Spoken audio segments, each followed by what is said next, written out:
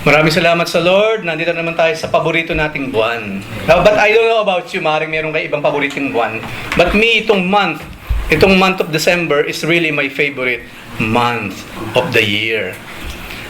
Nung isang araw, dun sa chat group namin mga magkakapatid, napag-usapan namin yung Christmas. At ika nga namin, mabuti na lamang yung aming parents, nag-iwan sila ng magandang ng legacy. Yun yung yung pagpapahalaga, especially sa araw ng Kapaskuhan. Naalala namin ni Hernani na kapag bare months na, or especially December, yung tatay namin na nabubuhay pa by that time, busy na yun sa pagde-decor. Kasi artist din kasi yun. Artist din yung aming tatay. Since wala namang pambili, may mga pagkakataong wala namang pambili ng mga decor, ginugupit niya na lang yung dinodrawing niya, ginugupit. Yung mga angels, yung mga candy canes. Siyempre, kahit pa na nakakabili ng makintab na sinasabit na ganun, mura lang naman yun sa atin nung araw, I don't know now. No? Tapos, instead na gumawa ng Christmas tree yung tatay namin noon, doon ko talaga nakita yung kagandahan. Bili ng ginagawa niya every Christmas. Kasi yung namang bili ng makikita mo sa mismong araw ng Kapaskuhan, pagkapanganak ni Jesus Christ. Kasi ginagawa niya, magka-cut out siya ng mga bilin, yung katulad ng ginawa ni Brother Alan dun sa labas. Tapos, instead na Christmas tree, yung star ni Jesus Christ, lalagyan ng mga pisi. Para siya ngayong beam of light. No? Para siyang beam of light, may ilaw yon, mayroong nakapaligid na Christmas light. At napakagandang tignan. Siyempre may mga bulak-bulak pa yon, di ba? May mga bulak. So maganda yung iniwan kasing tradisyon ng aming mga parents sa amin, especially Christmas. Kaya sa amin po mga magkakapatid, special talaga pagdating ng Pasko. Hindi pwedeng walang Noche Buena, hindi pwede 'yon. No, yung habang natutulog kami, naamoy na namin yung luluto ng mga parents namin. 'Di ba? Kasi puro luto naman talaga eh. Ngayon lang naman yung puro order. Noong araw kasi maamoy mo talaga. Makikita mong namimili sila, darating ng bahay, ihahanda yun, iluluto, pagdating ng alas 12 ng madaling araw, kainan na yun, Noche Buena. Napaka-special. Saka syempre later on, nadagdagan na naman yung mga exchange gifts. Diba? Na nandun, nakapaligid doon sa maliit naming Belen doon. Kaya sa aming pamilya, sa Evangelista, ganun po ka-special sa amin yung buwan na yun. Napaka-memorable sa amin ng Kapaskuhan ng December because of all those things na iniwan ng aming mga magulang. Diba? Kaya sa atin naman mga kapatid, maganda po. Kasi as of now, sa ngayon, sa mga panahon ito, halos yung mga bata, hindi na rin nila masyadong dama yung spirit ng Christmas. Nung araw kasi, lahat tayo, I believe, damang-dama natin kapag Pasko. Siyempre, uso pa nung araw yung pumupunta sa mga ninong at ninang, di ba, lulusubin sila. Saan man sila naroon. Ang dami namin, 11 kami magkakapatid. Siyempre, ang dami namin iniikot ngayon. Siyempre, sama-sama kami dyan. So, napakasaya ng mga panahon na ito. No? Tapos uso pa yung 5 pisong malaki. Pag nabigyan ka nun, halos hindi mo talaga gagastusin.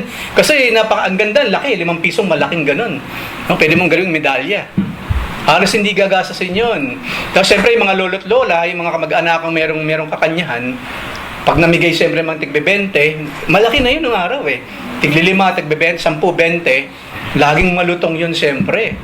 Dapat laging kakukuha lang sa bangko. Kawi-withdraw lang.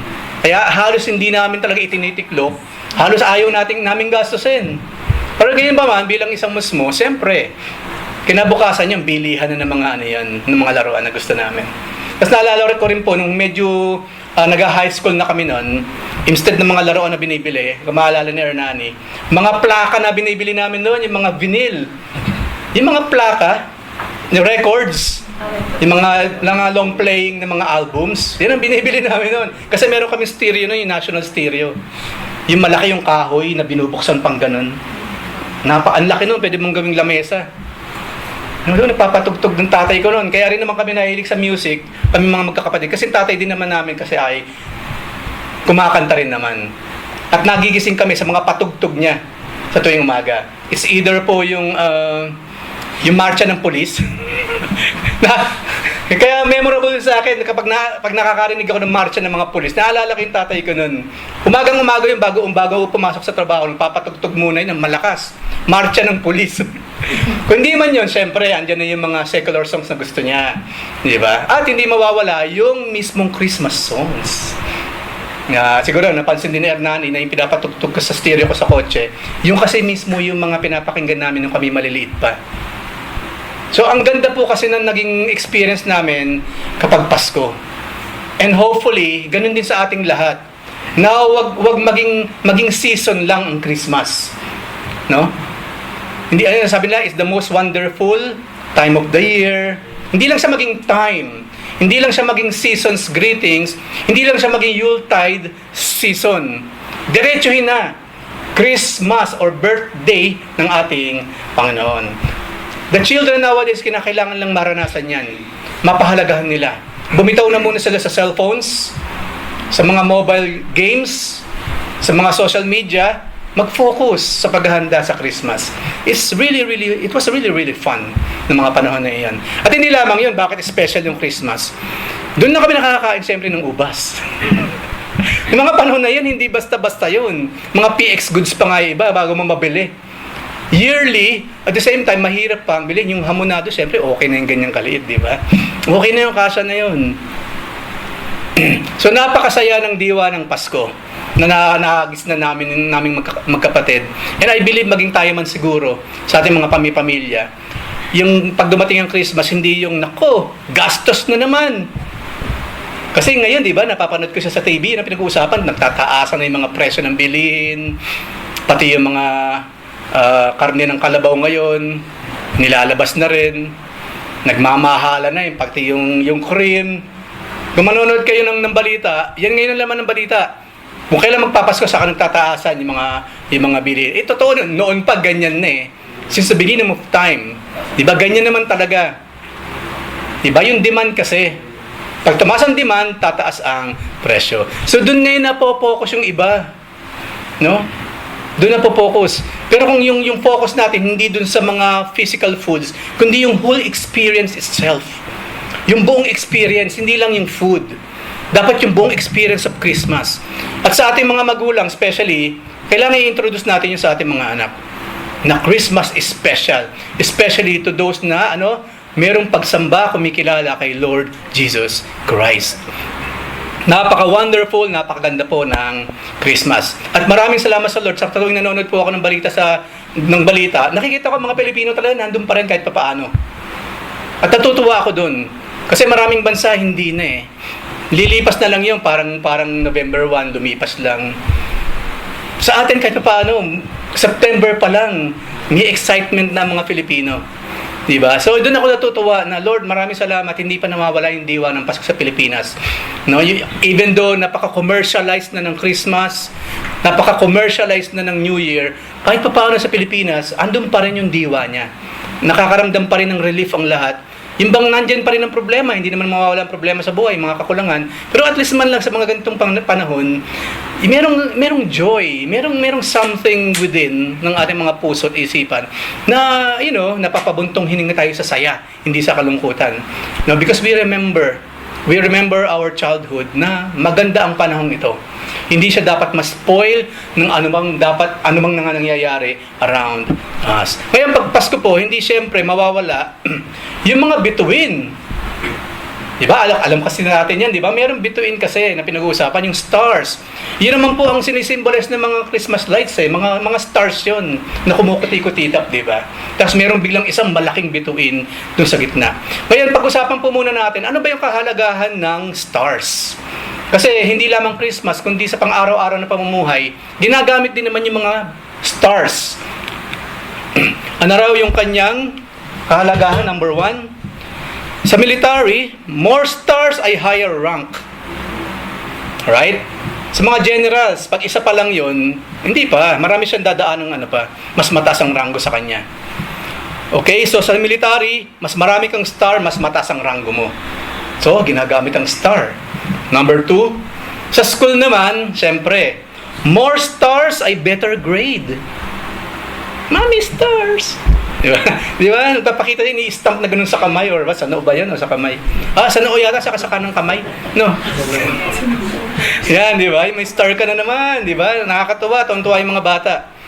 Number 3, syempre sa negosyo, more stars, mas popular yung business. Di ba mayroong Michelin stars sa mga restaurant, di ba?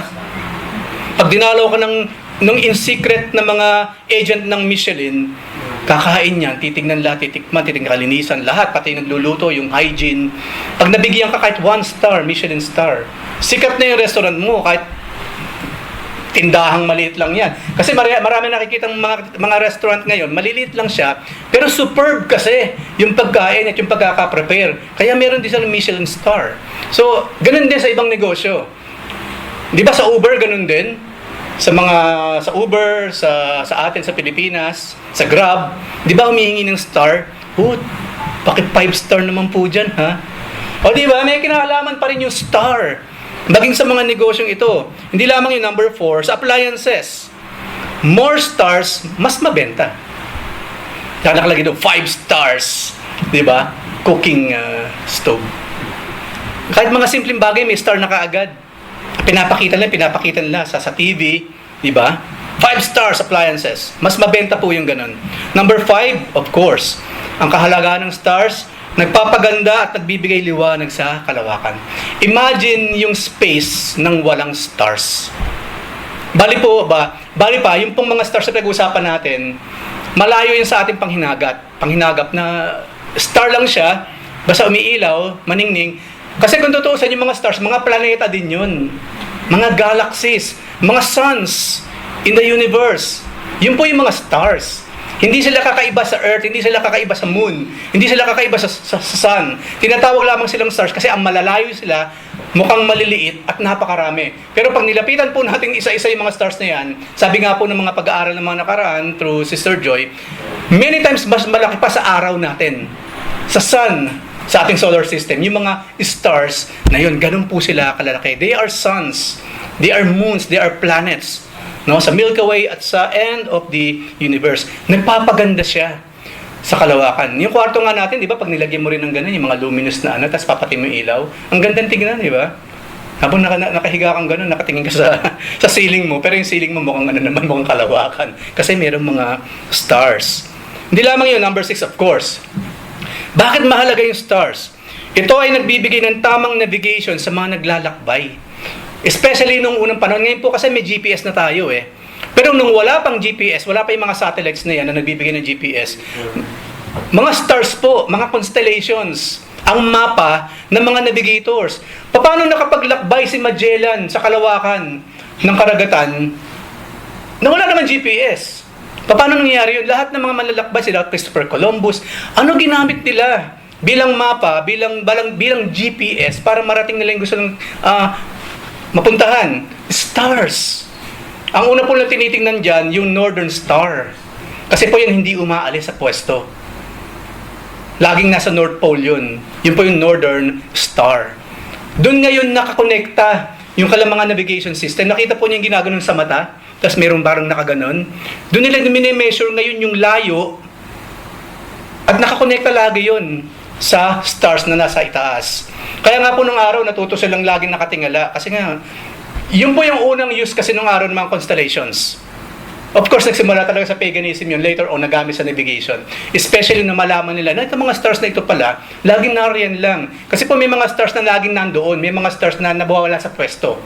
Pero meron kasi laging naroon. Hindi nawawala sa pwesto niya. Kaya pwede po nating itutok doon yung ating mga instrumento, especially nung araw. Hindi lamang po yun. So sa Earth, medyo madali pa. Kasi nasa dagat ka naman, kasi nasa lupa ka naman pag naglalakbay. At hindi lamang yun, madali si Earth. Why? Dahil sa mundo po, bukod sa stars, meron tayong North, South, East, West. Pwedeng sabihin, nasan ba yan? Nasaan ba Pilipinas? Nasa East. Di ba? South East ang Pilipinas. So it's easy. Oh, East pala. Dito pala tayo. Dito ay pumunta pa East kasi nandun ang Pilipinas. Paano po pag nasa space? Do you know na yung pong North, South, East, West, applicable yan kapag tayo po nasa mundo lang, nasa Earth lang. Pag nasa space na po tayo, wala nang North, South, East, West doon. Because it is void. Hindi mo nga alam, kung hindi mo makikita ang Earth, hindi mo alam kung nakatayo ka o nakabaliktad. That is space. Ganun po sa space, hindi alam ng tao kung nakabaliktad siya, nakatagilid, o nakadiretso. Kasi walang north, east, south, and west doon. Kaya ang usapan pag tayo po nasa space shuttle, ang usapan doon is either nandun ka sa harapan ng ship o nasa likod ng ship. At kung meron kayong pupuntahan, doon tayo sa constellation of Virgo. Mga stars ang ginagamit. So, minsan po, pag kayo namasyal sa space, kalimutan nyo na yung north, east, west, and south. Wala pong nag-exist na ganun sa space. There's no such thing. Bali pa, ang mundo, pag tinignan natin, nakatilt siya. Yung north para sa atin, diretso, di ba? Pag nasa space ka, yung north mo, nakaganon. Nakatagilid. So, it's a different story pagdating sa space. At naroon lahat ng mga stars na ito na tumulong sa lahat ng mga voyagers, nasa lupa man, nasa dagat o nasa space, para malaman nila kung saan sila pumupunta. Yun po yung wonder ng pagkakagamit sa mga stars. Hindi lamang po sila palamuti. Nag-guide sila sa proper navigation. Ngayon, ano ba po yung iba pang patungkol sa stars? Bukod dyan. Okay. Number 1, iba pang patungkol sa stars. Number 1, noong unang panahon, ang falling star or comet ay senyales ng paparating na lagim. Ngayon, pag nakakita tayo ng comet, di ba, Halley's Comet, or anything na bulalakaw na gumaganon, di ba, tuwan-tuwa tayo? Pero nung araw po, hindi ganon. Pag nakakita yung mga ancient people ng falling star, yung mga star na gumuguhit sa kalawakan, natatakot po sila. Kasi ang paniniwala nila, impending doom ang ibig sabihin nung gumuguhit na star sa kalawakan. Ibang-iba po ang kaisipan ng mga tao nung araw kaysa sa ngayon. We never know kung saan nanggaling yung ganung klase ng paniniwala. But of course, it's just superstition. Pwede natin sabihin kasi maybe nabasa lang ang Biblia. Ang sinabi doon, nakita ng Panginoon si Satan na parang bulalakaw na bumubagsak mula langit at ng lupa. Kaya mula nung nagsimula yung paniniwala nilang impending doom ang meaning ng falling star. But we will never know. Of course, ngayon po hindi na. Pag nakakita tayo ng falling star, ay, ang ganda. Iba pa nga po, binabantayan. I don't know kung meron sa inyong nakapagbantay dun sa huling pagdaan ng Halley's Comet. Maybe sa lifetime ng iba. Baka sa lifetime ninyo hindi. Kasi merong huling pagdaan yun. No? At alam ng scientists na predict nila na after 100 years, let's say, dadaan uli yan. At nangyari nga. Why? Mathematics. At meron silang pinagbabasihan among the stars. Ganun po naman kaganda yung kaisipan ng taong ibinigay ng ating Panginoon for them to know these things. Out of this world, pero nalalaman nila. Why? Because of the genius, yung katalinuhang binibigay ng ating Panginoon. At pangalawa po, patungkol pa rin sa stars, ayon sa Bible, bawal ang astrology o paglalagay ng takbo ng buhay sang-ayon sa mga bituin. Na po, napasukan ng paganism. Ang Panginoon po kasi, pag lumikha siya, perfect. Pag ibinigay na niya sa tao yung something perfect, ang tao ano gagawin? Dudungisan. Gagamitin sa kapalaluan, gagamitin sa mga bagay na against God Himself. Tanggapin na natin ang katotohanan. The earth is the Lord and everything in it. Walang nilikhang masamang tinapay ang Diyos. Pero yung mabuting tinapay, pag nilagay sa kamay ng tao, dumudumi. Kasi kung saan-saan ginagamit. At yun nga po, nakalulungkot, ginagamit pa against God Himself na lumikha ng lahat ng ngayon. Diba? That's us. Because of sin, that's what we are. We are perfect, napakahusay nating dungisan yung mga bagay na malilinis. At yun po hindi matanggap ng tao. But kinakailangan natin paniniwalaan. So ano po yung sinabi sa Deuteronomy about this? Ang sabi po ng Deuteronomy 4:19, kapag tumingala kayo sa langit at nakita ninyo ang araw, ang buwan at ang mga bituin, ang buong kalawakan, huwag kayong maaakit na sumamba sa kanila na nilalang ni Yahweh para sa lahat ng tao. Lahat po ng ginagawa ng tao ngayon, kabaliktaran sa lahat ng utos ng Diyos. Sinabi na ng Panginoon, huwag nyo isa-asaalang-alang ang buhay ninyo sa lahat ng mga yan sa heavenly bodies. Ano ginawa ng tao? Ayan nga, horoscope. Merong Chinese horoscope, merong Western horoscope, iba't ibang klase ng horoscope ngayon. I'm telling you, brothers and sisters, kung bibilangin po ninyo, maraming sinabi ang Panginoon ng araw, pag ginamit ng tao, baliktad. Ganun kahusay ang tao because of sin. Sa pagbabaliktad ng lahat ng mga tuwid na ibinibigay ng ating Panginoon. So remember this verse. So I hope klaro na sa ating lahat na yes, it is biblical na hindi dapat inilalagay sa constellations, hindi nilalagay sa mga bituin yung buhay o yung kapalaran ng isang tao. Okay? So I hope itigil na natin yung pagsasubscribe sa horoscope. Parte po kasi ng astrology. Astrology is that is something against the Lord. Astronomy, yes, that is science. Okay? Nililinaw ko po, astronomy is branch of science, okay yun. Astrology, yun po kasama naman sa grupo ng mga occult, hindi po yan po pwede. That is abomination against our God. So wag kukuha ng kurso ang mga bata na astrology. Nung araw kasi hindi napapansin yan eh. Gusto ko pong kumuha ng astrology. Ayun, bagsak niya kay Madam Auring. Yan. Bakit po ganito ang kurso ko? Ba't ginagawa ko dito? May bolang kristal pa. Sabi mo, gusto mo matuto ng astrology? Astronomy po, yung branch ng science, hindi astrology. Malinaw na po ba yan? Yung mga bata, sabihan natin, mamaya astrology yung kinukuha nila. Dapat po astronomy. Ang pamagat po ng mensahe sa araw na ito, walang iba, since pinag-uusapan natin yung maraming stars, ang natatanging bituin. So ngayon po pag-usapan natin yung that star among the many. Maraming stars. Sa mundo nila, sa Pilipinas lang, ang daming stars. Megastar, di ba? Superstar, the star for all seasons, Stariray. Ang dami, 5-star, may 4 stars, mayroon mga half-star pa, nilagay pa. No? Ang daming stars. Pero ngayon pa pag-usapan natin yung natatanging bituin. So basahin po natin yung Mateo chapter 2 verse 1 and 2. Verse 1, panahon ng paghahari ni Herodes sa Judea nang ipinanganak si Jesus sa Bethlehem. Nang siya'y isilang, may mga matatalinong taong mula pa sa silangan ang dumating sa Jerusalem. Merong wise men. Hindi sinabing 3 kings. Walang 3 kings na sinabi sa Biblia. Wala po. Wise men. At hindi sinabing 3 wise men. Wise men lang. Kaya walang 3, walang kings. Okay, so mag-iingat din po tayo dyan. Mamaya natuturo sa mga bata. At alam mo ba, may dumalo na 3 kings. Kaya hinihintay natin yung 3 kings bago tayo magtapos sa Christmas or what. Wala pong 3 kings. Walang 3, walang kings. Merong wise men only. Wise men. Walang bilang na ibinigay. Ang sabi, matatalinong tao. So, yun po ba, solve na tayo doon? O if there's someone among you na against that, pag-usapan natin with the Bible. Wala pong sinabi sa Biblia ang 3 kings. Wise men lang po ang binanggit. Paano yun, kuya? Kasi nga 3 yung binigay. Gold, frankincense, and myrrh. So, ano ibig sabihin nun? Kung 3 yung ibinigay regalo, naging 3 na sila?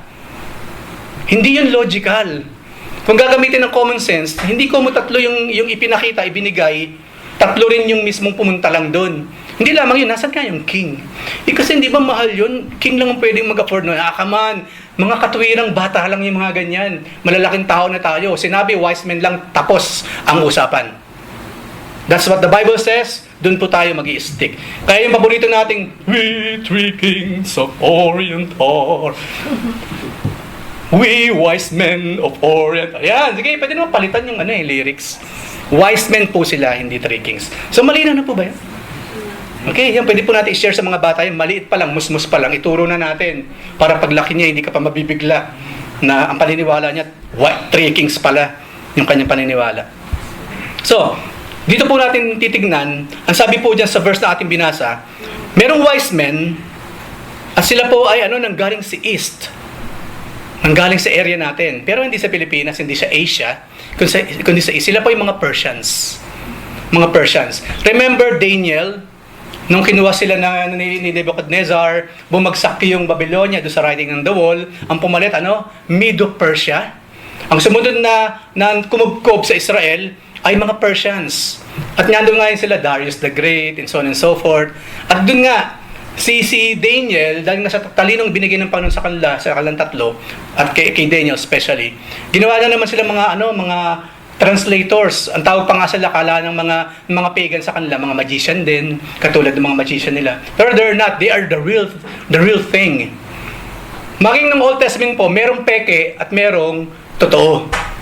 Yung pong mga salamangkero sa Tagalog ng magician, di ba? Salamangkero ng Persia at ng Babylonia, mga fakes lahat yun. Kaya nga po, ang tangi lang nakakapagbasa ng mga visions, ng mga dreams sa kanong writing in the wall, si Daniel lang. Kasi they are the real thing. Sila yung mga tunay na propeta o ginagamit ng Diyos, ng nag-iisang Diyos na buhay para malaman yung ganitong klase ng mga misteryo. At under ngayon ni Daniel, naging chief siya among those people. Siya yung naging chief magician ng mga Persians. So, maraming theologian ang nagsasabi, maaari kasama, kasi si Daniel po, yung Book of Daniel, sabi nga po natin, nakakonekta siya sa Book of Revelation. Maraming sinasabi sa Daniel, yun mismo ang nangyayari sa Book of Revelation. Hindi lamang yun, hindi lamang Revelation, kundi all those years na darating bago ang Revelations, maraming sinabi sa Daniel na nangyari by that time. Yung mga halimaw, nandun na yun sa Book of Daniel. Nandun na silang lahat. So, to make the story short, malaki ang possibility, according sa mga theologians, na ipasa rin ni Daniel yung prophecy about this child. That this child will be born. And there will be a sign. Specifically, ito nga po, there will be a sign and that is a star. Na kapag nakita ninyo yung star na yon, then that will be the sign that is the star of the Messiah, ni panganganak in the flesh. Kaya nga po, yung 3 wise men, di ba? Sila po yung mga Persians, mga pagans po sila. Pagans. Hindi lamang yon. Makikita po natin dito, yung nga po yung kahalagahan ng bituin, ng star of the Lord Jesus Christ. Ngayon po kasi, pag naganap tayo ng bituin, maraming stars masyado eh. Di ba? Nabanggit na natin kanina. Maraming pastariray or what? Pastar. Kaya ang hirap makita ngayon, sino ba talaga ang star? Nasaan yung star of Bethlehem? Nasaan siya? Even nowadays, kasi nga napaka-commercialized na ng Christmas. Christmas equals money. Sa kabilang side nun, Christmas equals utang. Diba? Yun eh. Yun ang pros and cons sa mga commercialized na mga tao. Ginagawa lang commercial ang Christmas. Is either kikita ka or lugi ka. Kaya, akin na yung mga napamaskuhan ninyo. Diba? Kawawang mga bata. Yung napamaskuhan, pinambayad sa utang ng mga magulang. Kawawa naman. Kaya pag naisip ng bata nung lumaki na siya yung Christmas, ayaw niya. Ayaw ko ng Christmas. Yung mga nakukuha sa ninong-ninang ko, hindi ko na ipambibili ng laro, damit. Nagiging pambayad utang ng mga parents ko. Kaya kawawa tuloy. Kaya mga kapatid, please, yung mga bata, yung mga natatanggap nila, sa kanila lang yun. Huwag natin pakikialaman. Especially, huwag natin pambabayad ng utang. Let them enjoy yung kanilang mga natanggap na aginaldo, yung palang tawag doon, sa kanilang mga ninong at ninang. At ang sabi dito, nakita namin sa silangan ng kanyang bituin, kahit naparito kami, sa isang reason lamang, upang siya ay sambahin. So, pag-usapan po natin itong verse na ito. Ano ba yung mga naging reaction ngayon?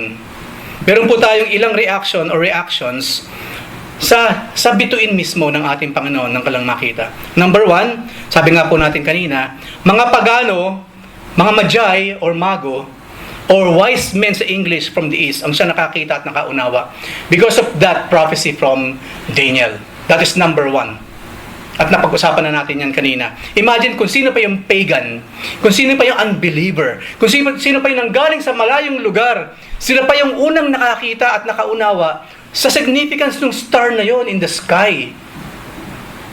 Samantalang ang daming religious leaders sa Israel, napaka-religyoso pula by that time. Sumusunod talaga sila sa 10 utos, sa Leviticus, sa Deuteronomy. Pero yung sinabi sa Micah, yung sinabi sa Daniel, the prophecy about the child, maging sa Isaiah, hindi nila naintindihan. Napaka-ironic. Kung sino pa yung hindi Kristiyano, kung ilalapat natin ngayon, mas marami mang nalalaman sa Biblia. No? Kung isa sa larawan natin ngayon yan, nakakahiya. Na kung sino pa yung bisita, kung sino pa yung unbeliever, sila pa yung mas maraming nalalaman. Ang dami pang kinukot na verses. Pero hindi dumadalo sa church. Hindi lamang yun, maraming mga kabisado nga, yung Biblia, kung makapag-quote ng verses, galing talaga sa brain. No? Naging parte na ng brain matters niya. is so easy for him. Pero ano, kulto? O mali naman ang kanilang pagkakakilala sa Panginoon. Samantalang tayong mga naturingan tunay na mga anak ng Diyos, ilang verse bang alam natin? Nung araw po, nung bago-bago kami noon, meron kaming at least man ng 10. At least meron tayong baon na 10 verses.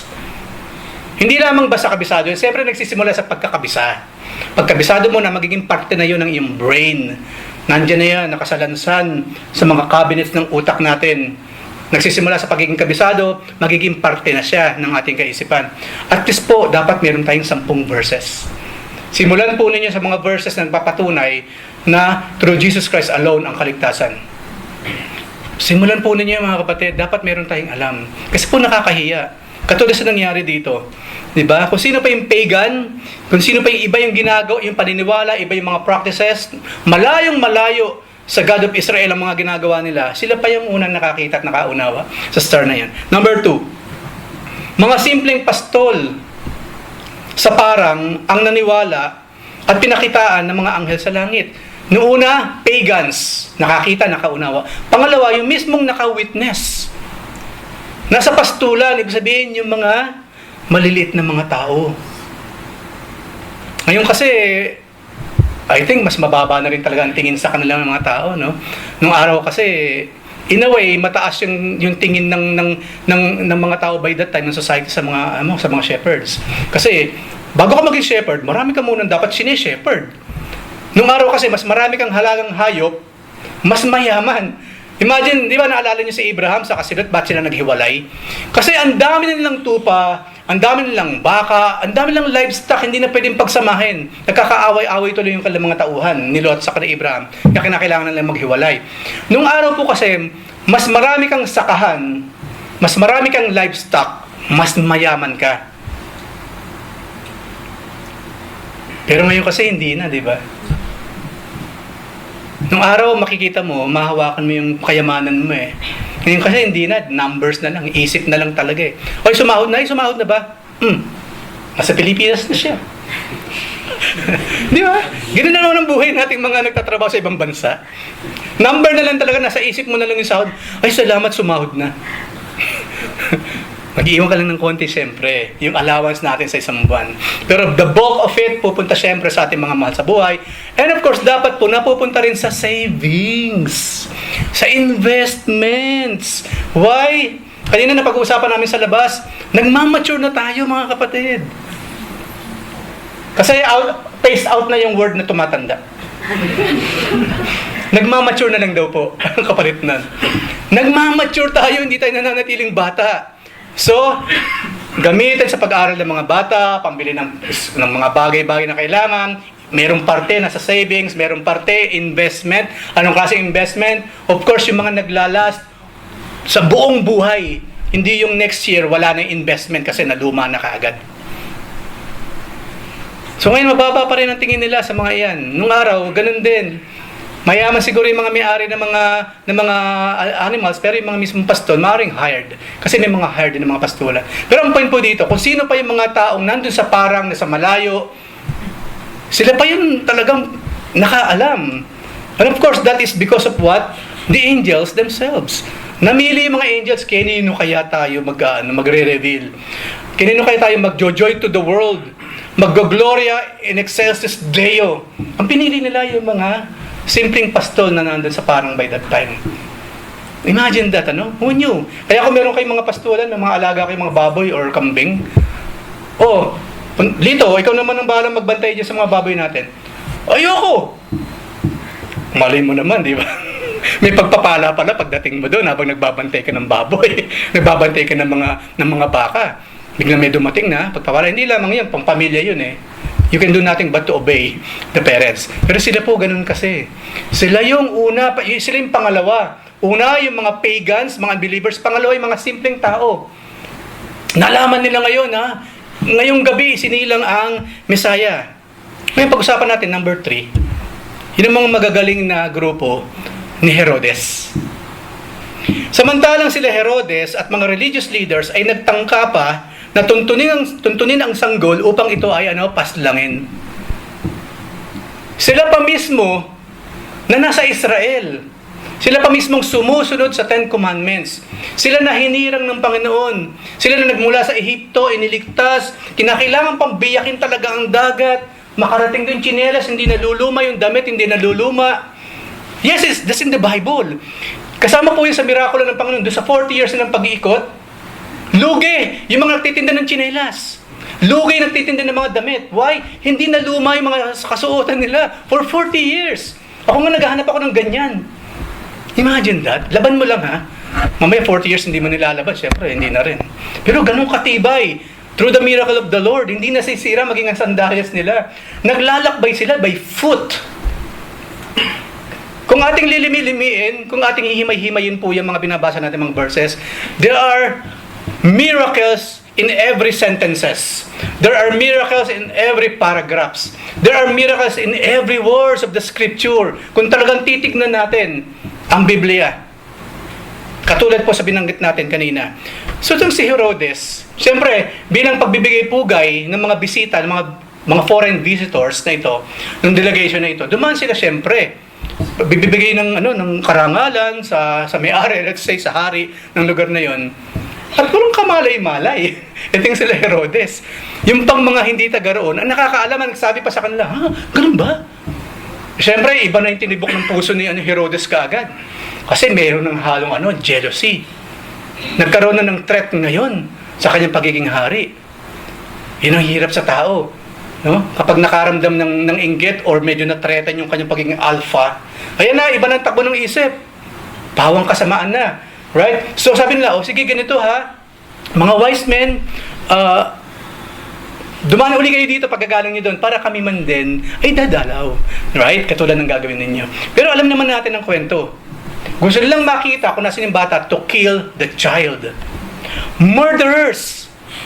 Hindi lamang yung pinahukay pa nila sa mga religious leaders. Saan ba mahanap yan sa kasulatan? Saan lugar ba yan? Di ba binasa pa nga ng mga Pharisee, ng mga scribes? Sa aklat po ng Mika, sa aklat ng Micah. No? Nandun po yan. O Bethlehem Ephrata. Mari ikaw yung pinakamaliit na bayan. Pero sa'yo magmumula. Di ba yung Messiah? Bethlehem. By that time, hindi naman ganun kalalaki yung mga lugar na yun. It's so easy to find. Itatanong lang niya, pagdating na ng Bethlehem, sino yung bagong panganak? Right? Madaling malaman ng araw. Pero syempre, because of the Lord, inspiration of the Lord, sabi ng Panginoon sa mga wise men talaga itong mga ito, huwag na kayong dadaan ulit doon. Kaya galit na galit si Herodes.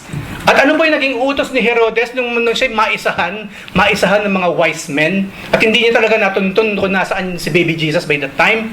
Ano ba ginawa niya? Ipinapaytay niya lahat ng sanggol. By that time, 2 years pababa. Murderer. This kind of murderers, they will go straight to hell. Imagine, malit na bata. Yung ginawa ng mga terorista ngayon sa hinirang na bansa ng Panginoon, ganun mismo ang ginawa. Terrorists, murderers, they will go straight to hell because of that. And this time around, hindi lang basta bata. Una pinagtangka niya, premeditated murder against the Lord. Mas malaki po ang kaso kapag premeditated ang isang murder. Kasi pinagplanuhan. Pupunta muna kami Jollibee siguro doon, bubusugin ko siya. Nanonood kami ng sine, siya magbabayad. Tapos pag ng bahay. Diba? Mas malaki po ang kaso niyan. Kasi biglaan lang napatay ko siya, napatay siya because nagkasalitaan or what, napatay tuloy, naundayan ng saksak. Sila po hindi. At yung nga po, ang isa pang pangalawang masahol, lahat ng innocenteng bata by that time, ipinapatay ni Herodes. Ganun na lamang yung frustration ni Herodes na paslangin ng ating Panginoon. Sa susunod po mga messages, we will delve deeper about these things. So, si Herodes, ang mga religious leaders, wala nang ang alam sa pangyayari nung malaman pa nila evil ang kanilang intensyon against our God. Ngayon, paano naman natin ito maisasalarawan sa panahon natin ngayon? Kung nung araw ganyan na nangyari nung gabing iyon. Ngayon po, paano naman? Number 4. Ngayon po, sa panahon natin, may nagsasabing yung daw bituin na yun, maaaring yung pa'y supernova. Merong malayong star sa galaxy sumabog. Nag-implode, nag-explode. Supernova po ang tawag doon. Yung mga dying stars. At nakita raw yun, saktong nakita ng mga wise men ng mga panahon na yon. Okay, yun ang sabi nila. Ang sabi naman po ng iba, comet naman. Kasi ang sabi po doon, naglakbay yung star. Di ba yung star ni Jesus Christ, hindi naman nanatiling nandun lang? Aba, naglakbay. Sinundan nga siya ng mga wise men. Sinundan siya. So, comet daw. Iba naman ang sabi, solar flare. Kasi pa paminsan-minsan ng araw pumipitik-pitik na ganun. Alam niyo po ba, malaki epekto ng pitik ng araw sa atin? Kasi yung konting pitik ng araw, yung Earth po kasi ganyan lang kaliit, ganyan kalaki yung pitik ng araw. Napakadelikado nun. But anyway, yun ang inisip nila, maaaring pitik lang ng araw yan, solar flare. Merong kapirasong spark sa araw, tumilapon. At yung nga po nakita nila at kanilang sunundan. At saktong-sakto naman, nung sundan nila, doon napunta sa mismong sapsaban ng ating Panginoon. Hindi lamang yon, sabi naman nila, maaaring yung star na yun, na nakita ng mga wise men, alignment of planets lang. Saktong nung gabi na yun, nagka-align lahat ng planets. E di nag-merge ngayon sa ating vision, nag-merge ngayon lahat, pati liwanag nun, super liwanag. Kailan lang po nangyari yan, yung alignment ng mga planets? Big deal po yan sa mga astronomers. Big deal din sa mga astrologers. Big deal po yan sa mga magicians, sa mga naniniwala sa occult, but not for us. Lumampas na lang yan. Anyway, marami namang hindi nakakaintindi nun. Passive about that. Pero ganun kahalaga yun sa iba. Maaari nga raw na nung gabi na yun, nagka-align lang lahat ng planeta, kaya na makita nila, napakaliwanag, pansin na pansin mo sa kalagitnaan ng maraming bituin. Yun ang sinasabi naman ng mga tao sa modern day ngayon sa ating panahon. Gagawa nila ng maraming ibang rason para lamang pasinungalingan yung star ng ating Panginoon. And number 5, na panghuli muna, sa reaksyon sa bituin ng panahon ngayon, meron nagsasabi na hindi naman talaga nangyari yung Bethlehem story. Ito ay katang isip lang. Parang si Moses, alam po ba niyo maraming hindi naniniwala rin kay Moses? For them, Moses is just a figment of imagination ng mga Hudyo. Para lamang mapagkaisa yung mga Israelita, gumawa sila ng Moses figure na hindi naman daw talaga nag-exist. At maaaring daw yung Moses figure na yun, ginaya lang nila sa mga kwento, sa mga mas naunang kwento ng mga Assyrians, ng mga naunang mga bansa sa kanila. Even Moses, hindi sila naniniwala. And number 1, syempre, higit sa lahat, maraming hindi naniniwala sa Panginoon. So for them, hindi nangyari. Jesus Christ is just a fictional story. A sort of mythical hero figure para uli mapagkaisa yung Israel sa panahon ng mga Romano. So maraming nagsasabi, huwag na natin pag-usapan yan kasi wala naman talagang star. Wala naman talagang sabsaban. Wala naman talagang nangyari nung gabi na yon. Lumipas lang yon. Isinulat lang yan for what? At least may nababasa sila or para lokohin ng mga tao, iligaw ang mga tao, and so on and so forth. Hanggang ngayon po, majority ng tao sa buong mundo, they don't believe in the Lord Jesus Christ. Of course, we know this. And they don't believe in Christmas. But kung naniniwala man sila sa Pasko, it is the commercialism. Ano yung patunay? Ako mismo napatunayan ko yan dito sa mga tao sa bansang ito. Doon sa isang napagtrabahoan ko. Kasi puro kami mga kabataan sa opisina. Napaka-open ng mind. Mga kabataan. Nagse-celebrate sila ng Pasko, saka ng Halloween. Kaya nung minsan sa opisina, pagpasok ko, yung mga lipsticks nila, puro itim na ganun. Mga mangkukulam talaga, kasi pati ang ilong, ang tatangos eh. Tapos may mga kalansay dyan, mga bats. Yes, nagulat ako nun kasi sa lahat ng kumpanya pagtatrabuhan ko, yung opisinang yun, ginagawa nila yun. And Christmas, ganun din, nagpapatugtog sila ng Christmas songs. And you know why? Kung ano nasa isip nila? Kasi hindi ba? Kasi masaya yun. Christmas is fun. Party dito, party doon. Kapag Christmas, lalabas sila, pupuntang Bahrain, pupunta ng Dubai. Ano gagawin nila? To celebrate the Lord Jesus Christ? Kabaligtaran. To celebrate commercialism at yung mga kamunduhang gusto nilang gawin. Hindi lang silang narito, marami pa, majority of the people on this planet, hindi talaga nila sineselebrate yung mismong birthday ni Jesus Christ. No. At yun ang ayaw natin mangyari sa ating mga kapatid. Huwag nating hayaang dumaan na lamang ang Christmas, na parang yun nga, ano ba ang Christmas para sa'yo? Gastos. Ano bang Christmas sa'yo? Regalo, ano bang Christmas sa'yo? Pera. Ano bang Christmas sa'yo? Utang. Dapat hindi ganun ang Christmas. No? Christmas, that night, kaya nga sabi doon, joy to the world. Gloria in excelsis Deo. Glory to the highest. Ano yung essence ng Christmas ng bituin ng ating Panginoon nang siya ipananganak? Ano yung essence nun? Salvation has come. It is spiritual in nature. Christmas, yung panganak po natin Panginoon is spiritual in nature. Maraming salamat sa Lord kahit paano meron tayong leeway ng konti na to do something physical. Meron tayong gift-giving, meron tayong ganyan, monito-monita, bagong damit. Maraming salamat, but never ever forget. Ang tunay po na essence, bunga ng pagkapanganak natin Panginoon, salvation now is here. What is the meaning of the name Emmanuel? The meaning of the Lord Jesus? God with us. Kasama na natin ang Diyos in the flesh. In the flesh. Hindi lamang yun. That God in the flesh, now He can die 100% for our sins. Kaya kinakailangan ng Panginoon magkatawang tao, so He may die. Because kung siya bumaba sa lupa at Diyos pa rin siya, 100%, hindi siya nagkatawang tao, paano siya mapapatay? Anong pako ang pwede mo ipako sa kamay ng Panginoon kung Diyos siya? Nasa kanyang 100% na state as God. Pagtatawanan ng Lord yan, o baka naman yung pakong yan, laki-lakihan niyo pa. Why? Kasi Espiritu ang Diyos. It will never happen. God has to be in the flesh. Simply because He must die for us. Only this flesh can die. Yung flesh lang po ang nalilibing.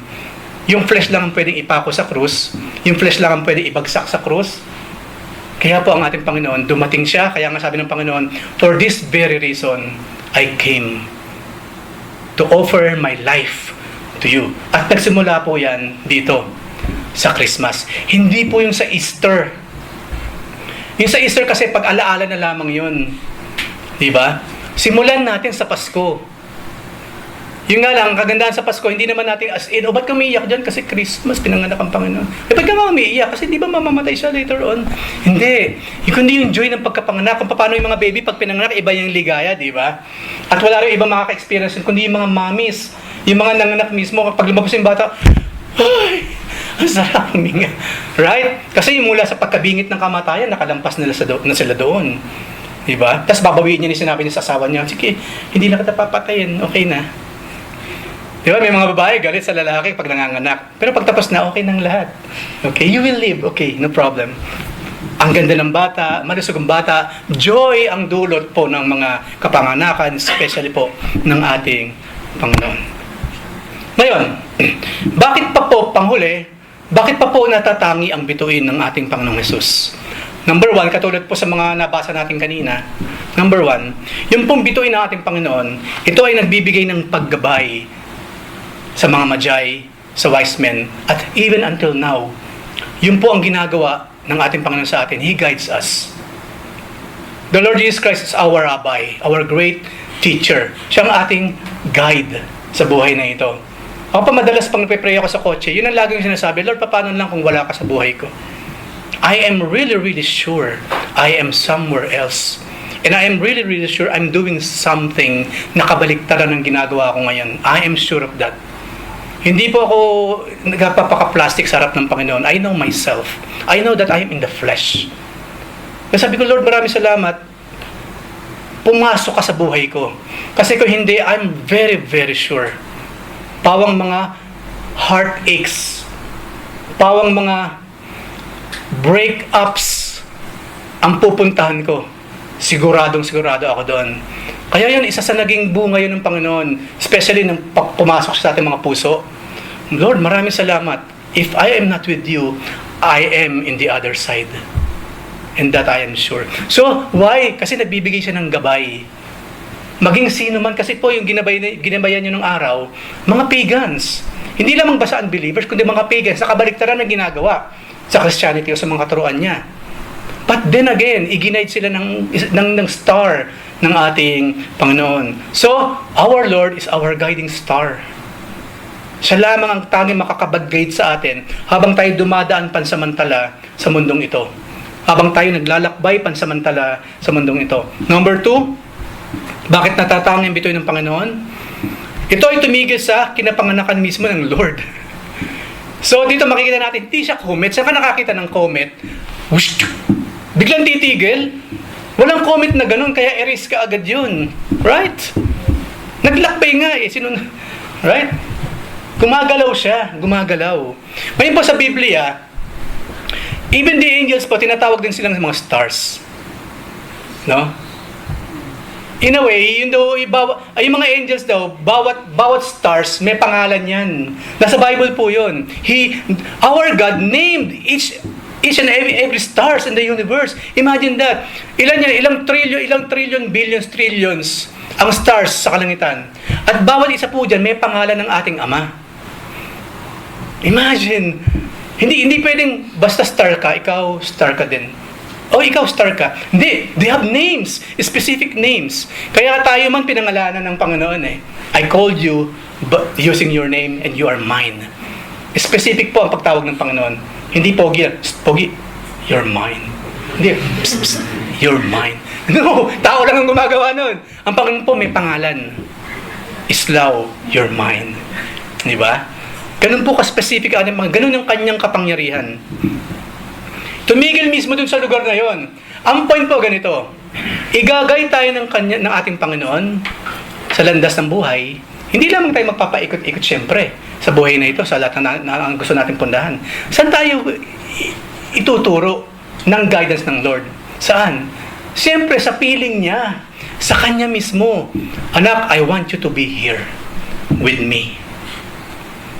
Hindi enough yun, Lord, maraming salamat, ginaid mo akong pumunta sa lugar na yun. Ang saya-saya talaga, I'm having fun. Lord, guide me, pupunta po ako sa isang party. Ang saya-saya, Lord, thank you for guiding me. Oh, come on. Igagay tayo ng Panginoon, especially sa piling niya. Ang sabi ng Panginoon, nang sa ganon, mauna ako sa Ama, ipaghahanda ko kayo na matitigilan noon. Ang sabi ng Panginoon, nang sa gayon, saan man ako naroon ka din. Nakita niyo yung klase ng love meron ng Lord? Kaya nga sabi niya, I will never leave you nor forsake you. Ipaggagawa pa nga kita ng matitirahan mo sa langit, sa mansyon ng aking Ama. Yun po ang desire ng Panginoon for us to be always with Him. So, ginagay tayo ng Lord, yes. At kung saan man niya tayo iginagay, patungo yun sa Kanyang tabi. Sa piling mismo ng ating Panginoon. Sa piling niya kung saan merong kagalakan, sa piling niya kung saan merong kaligtasan. Number 3 po. Ang Lord mismo nagsabi, bilang patunay na siya star, according sa Revelation sa Pahayag 22 verse 16. Nung matatapos na ang Book of Revelation, ito yung mga huling sinabi ng Panginoon. Akong si Jesus ang nagsugo sa aking anghel upang ang mga bagay na ito, ang Revelation, na ito'y ipahayag sa inyo na nasa mga iglesia. Ako'y mula sa angkan ni David. Ako ang maningning na bituin sa umaga. I am the bright and shining star. Yun po yung mismo nakita ng mga Magi that night. At yun din po yung star na gumagabay sa atin ngayon sa ating buhay. Iisa lang po ang pupuntahan natin na merong genuine faith. Merong genuine na pagtanggap. Merong genuine na salvation from the Lord. Walang ba kundi saan? Sa piling niya. And the Lord Jesus Christ is now nakaupo sa kanang kamay ng Ama. And we will also go there. At napag-aralan na natin yan many, many times. Sa mga susunod panahon, pag-usapan natin ng heaven, pag-usapan natin ng mga angels, all of these things, para maalala natin mga anak ng Diyos na we are not alone in the universe. Hindi ko mga may aliens, kasi wala naman tayong aliens eh. Walang ET. Figment lang na imagination ng tao yan. There's no such thing as extraterrestrials. Yes, we are not alone in the universe because we are with our God. On this plane or in the other plane, and that is heaven. Because of the Lord Jesus Christ, our guiding star. So panghuli po, bilang closing. So ano ang natatanging pagbubunyi na dapat nating gawin sa kapanganakan ng ating Panginoong Hesukristo? Simple lang po. Sambahin siya sa espiritu at katotohanan. Sa lahat ng gagawin natin, sa lahat ng decors, sa lahat ng pinapatugtog natin, sa lahat na igaganyak natin, hindi dapat mawawala yung tunay na pagsamba sa Kanya. And that is in spirit, and it must be in accordance to the truth. Maraming ginagawa ang tao nowadays upang i-celebrate ang Christmas, hindi naman talaga sang-ayon sa truth. And we will tackle about that later on. So tayo lahat po yung muko, tayo manalangin. Lord, thank you very much. Isinilang ka. Lord, thank you very much. Because of that, you saved us, Father. You saved us, Lord. At Lord, maraming salamat. Because of those things, we will go to heaven sa pagdating ng panahon. This is why Christmas is joyful. This is why Christmas is full of hope. It is because of you, Lord Jesus Christ. Lord, sa dinabi-dami po ng mga napag-usapan namin kanina, sa lahat po ng mga itinuro ninyo kanina, Lord, help us not to forget these things. Na sa ganun, Lord, ma-celebrate namin ang inyong birthday sa kapamaraan ng gusto ninyo, Panginoon. Not yung gusto namin, kundi yung gusto ninyo. Hindi sang-ayon sa pagkakaintindi namin, kundi sang-ayon sa katotohanang matagal mo nang sinasabi sa amin. Kaya Father, thank you once again. Today, sa buong buwan na ito, thank you very much dun sa essence, dun sa hope, dun sa kaligayahang nararamdaman namin. Dahil po, Panginoon, sa pag-aalaala namin sa inyong kapanganakan. Kaya Father, thank you very much. Naniniwala kami, Panginoon, na tunay nga po, ang pagpapala ninyo ay patuloy pa ninyong ibibigay sa aming lahat. At ang inyong guidance, never na never, Panginoon, na iiwan mo kami mag-isa habang kami naglalakbay sa mundong ito. Kaya amang makapangyarihan, pinupuri ka po namin, dinadakila, pinasasalamatan. Ito pong aming samudalangin in the name of your Son, Jesus Christ, our Lord and Savior, and through the guidance of your Holy Spirit. Amen and amen.